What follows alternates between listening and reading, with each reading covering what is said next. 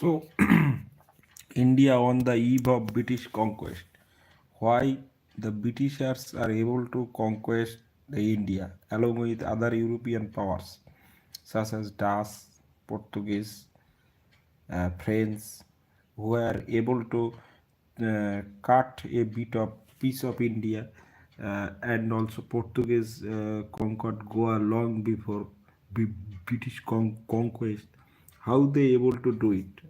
The main reason for this, in the early 18th century or in the uh, last decade of 17th century, the mighty Mughals, who were the central power at that time in the mostly central India, though in the southern region Marathas were the prominent features, and in Bengals there are Baro Bhuiya or the Nawabs, who were effectively independent, and the Sikhs in the northern regions, they are effectively independent, though the Mughals are able to hold significant control over the large territory of the India. But after the death of Aurangzeb, what happens?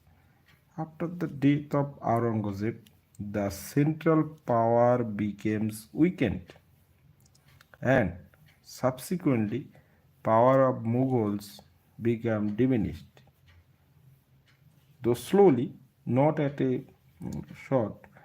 But Aurangzeb mainly responsible for doing that. Also, he uh,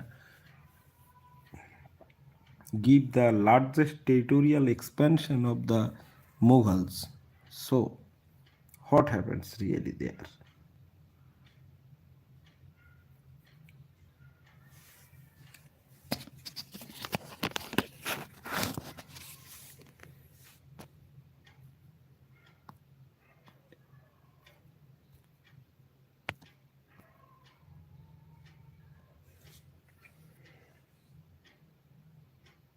So, what happens really there? After Aurangzeb misguided some policies, like the jizya tax, which he imposed upon the non-Muslims, and a strict Muslim rule. So these several weakened the core of the Mughal Empire. The unity have been destroyed. The Mansabdari system, which is created by Akbar, and many Mughal emperors have been uh, weakened. Akbar created the Mughal hegemony through marriage or good relationship or friendships, but that seems to be weakened little bit. So after the death of Aurangzeb, the decline, the regional powers take the momentum, because his successor, like Muhammad Shah, who ruled over a long period through 1719 to 1748, he does not revival the same imperial fortune which Aurangzeb has. So in his regime, Nadir Shah, a Persian emperor, attacked India during his last decade of regime, like 1738 to 1739. He conquered Lahore and defeated the Mughal army at Karnal in February 13, 1739. Because it happened because in the absence of internal strength, the Mughal could not put a tough front against external challenges, which came in the form of several invasion. The invasion which came from the north northeastern front or northwest front, and the hold or grip of Mughal Empire are severely weakened on their state rulers. So it's prominent the crack have been opened up because the Mughals long they have been neglected their territorial boundary or territorial integrity. They always focused on their expansion.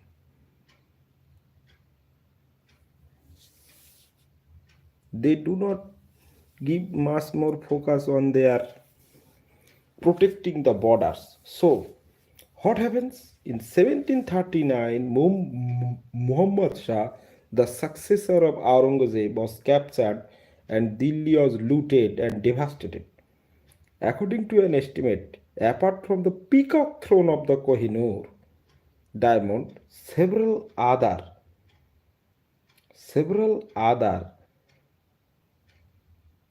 properties in cost of 70 crore approx properties or official treasuries are looted.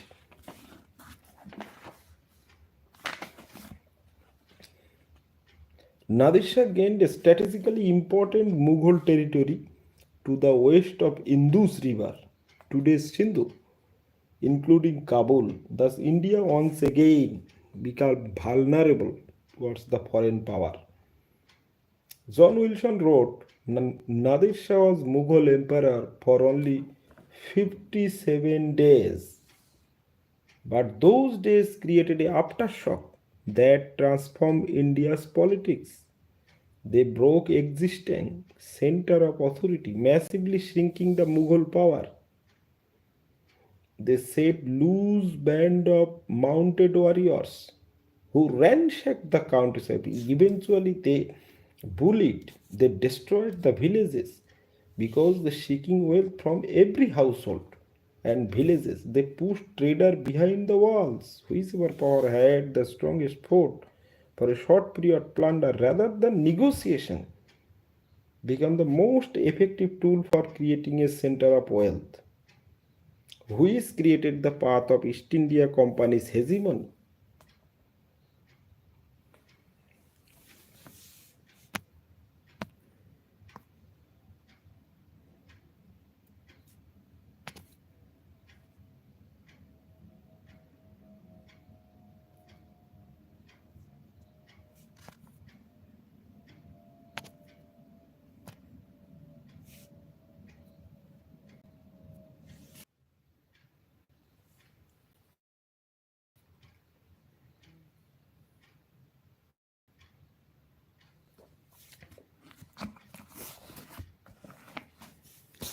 So the question is, what happened when Nadir Shah left India after 1757 days?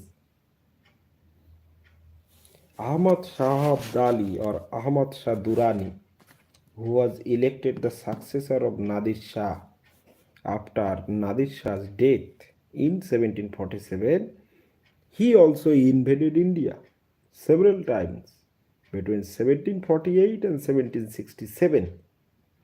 He continuously harassed the Mughals who tried to buy peace. Throughout the 1751 to 1752 period, he also ceded Punjab from the Mughals.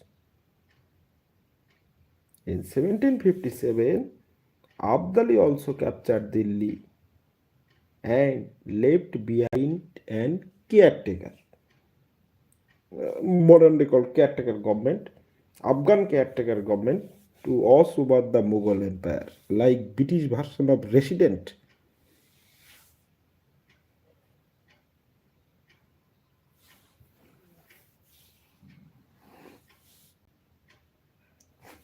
Before his return, Abdali had recognized Alamgir II as the Mughal Empire and the Rohilla chief Najibuddullah as Mir Bakshi of the empire, who was to act as a personal supreme agent of Abdali.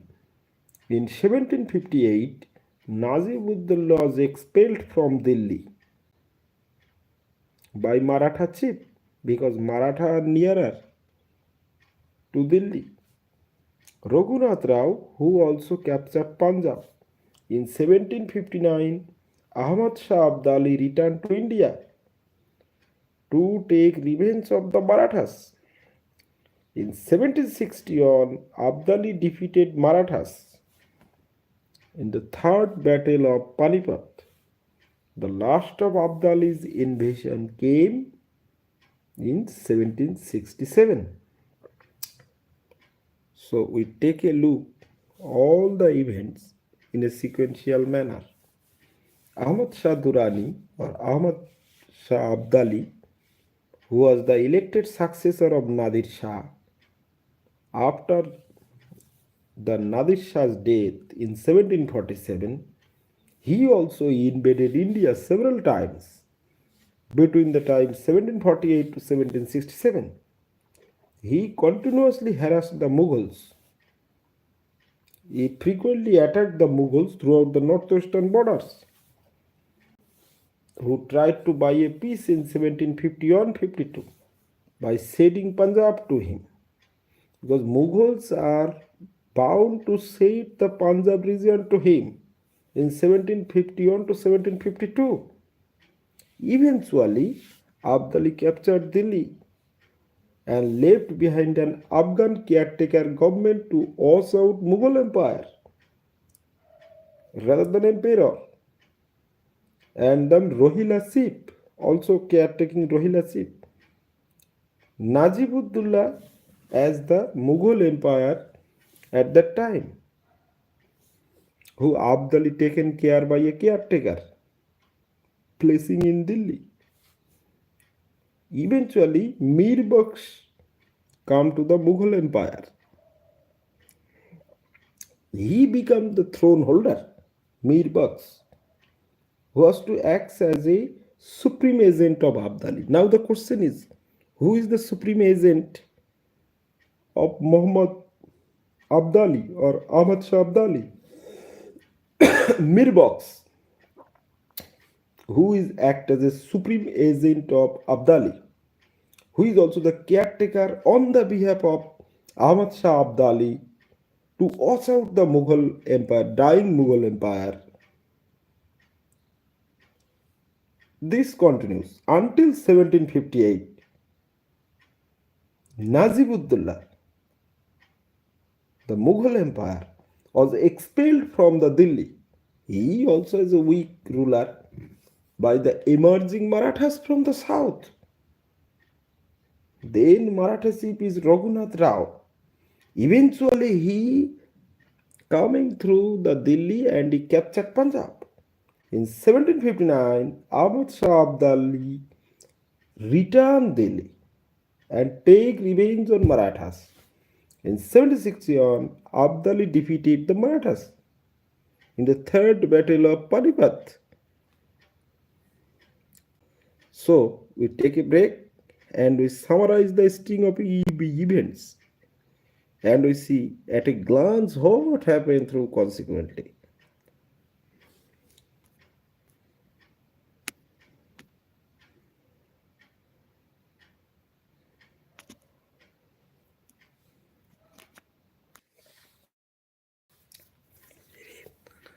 Latin book.